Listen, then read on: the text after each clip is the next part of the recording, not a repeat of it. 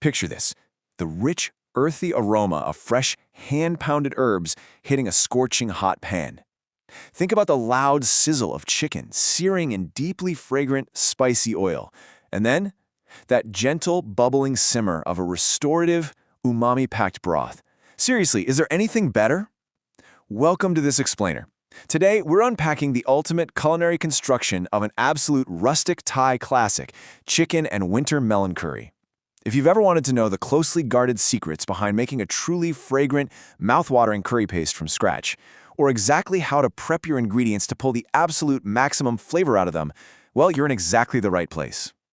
Okay, let's dive into this recipe roadmap.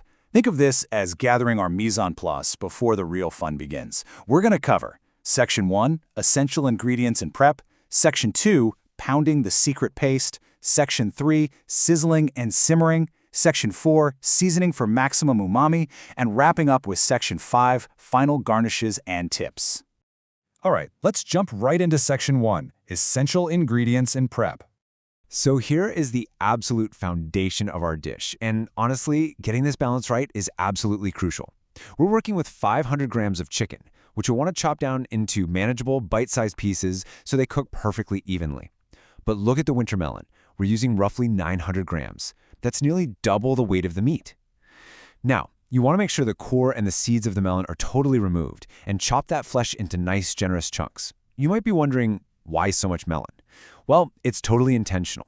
The winter melon acts literally like a giant sponge in this curry. It's going to soak up all that spicy, savory broth while giving you this amazing, soft, translucent contrast to the chicken in every single bite. Moving right along to Section 2, Pounding the Secret Paste. This is where the magic really happens.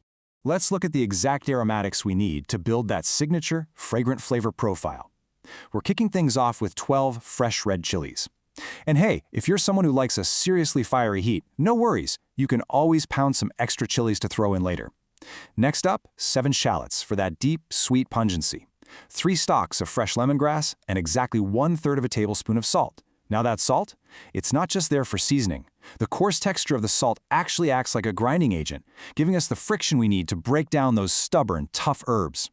Which brings us perfectly to the mortar method. There's a very specific order of operations here, and trust me, it's going to save you a ton of physical effort.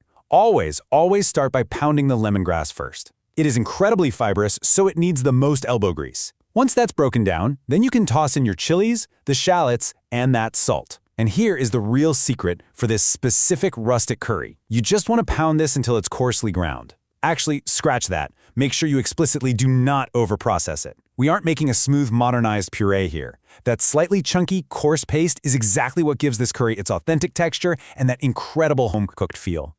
Okay, things are heating up. Section 3, Sizzling and Simmering.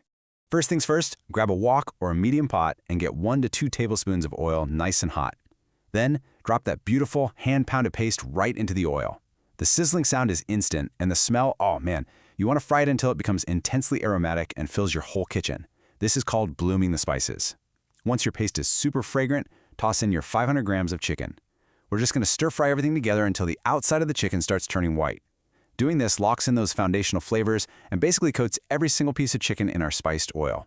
1,500.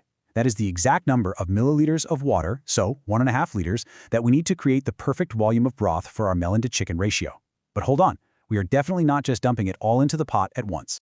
Now what's really interesting here is a brilliant traditional technique that is the ultimate flavor secret in rural Thai kitchens. We're going to take 500 milliliters, so about 1/3 of our total water, and pour it directly into the dirty mortar we just used to pound our paste. You just swirl that water around with the pestle, washing down the sides. Why? Well, because all those essential oils from the lemongrass, the fiery heat from the chilies, the sweetness of the shallots, they're all still clinging to the stone. By rinsing it, we capture every last drop of flavor and pour it right into our pot. It is an amazing zero-waste trick that literally maximizes your flavor. Once you've done that, go ahead and add the remaining liter of water to the pot. Once all our liquid is in, crank the heat and bring the whole pot up to a rolling boil. Seeing those big bubbles is your cue to gently drop in all 900 grams of those winter melon chunks. From here, we let the magic happen. We need to simmer this for roughly 15 to 20 minutes.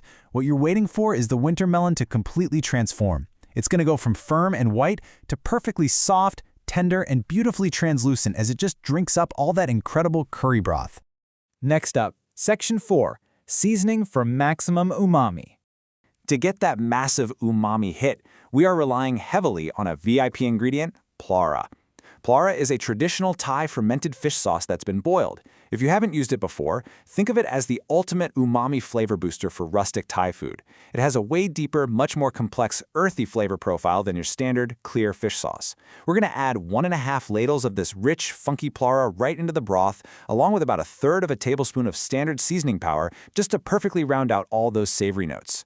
But wait, we aren't completely done seasoning just yet. The final adjustment happens right at the very end, and for this, we use standard clear fish sauce. Now you might ask, why wait until the end? Well, Pla Ra can really vary in how salty it is. And remember, our broth has been reducing over those 20 minutes, which concentrates the salt. So you absolutely must do a taste test first. Once you taste it, you'll probably find you need just about 1 more tablespoon of regular fish sauce to hit that perfect savory high note. Adding it last gives you incredibly precise salt control so you don't accidentally ruin all your hard work. Almost time to eat. Section 5, Final Garnishes and Tips. We need to brighten up this rich broth with a trio of fresh greens. First up, kaffir lime leaves. And this brilliantly illustrates a key culinary technique.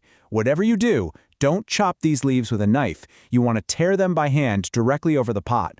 Tearing them actually ruptures the plant's cells, which instantly releases their incredible fragrant citrus oils right into the steam. It's like a mini explosion of aroma. Next, throw in some chopped spring onions for a nice mild bite and a generous handful of fresh lemon basil, sometimes called hairy basil. This adds a lovely, herbaceous, slightly lemony finish that cuts perfectly right through the richness of the Pla Ra. So, how are we serving this masterpiece? The standard way is just dishing it up immediately. It's a deeply, hearty, aromatic soup that is just absolute perfection when ladled over some hot steamed rice. But here is an incredible pro tip from our source material. If you make a big batch and find yourself with leftover broth the next day, do not just microwave it. Instead, toss a handful of dry glass noodles straight into that boiling leftover broth. The noodles act like flavor magnets, soaking up all that concentrated curry goodness. It completely transforms your leftovers into a brand new, insanely satisfying noodle dish. It's literally like getting 2 incredible meals for the effort of one. You know, the true magic of this cuisine really doesn't come from a jar you buy at the supermarket. It's a deliberate, beautiful construction built step by step. It starts with the heavy, rhythmic pounding of the mortar and pestle and goes all the way to that final, fragrant tear of a fresh basil leaf. It's all about respecting the process and the ingredients. So I've got to ask you, what fresh, aromatic ingredients are you going to experiment with in your own mortar and pestle this week? Get out there, start pounding your own pastes, and completely elevate your home cooking. Thanks so much for joining us on this explainer, and we'll catch you next time.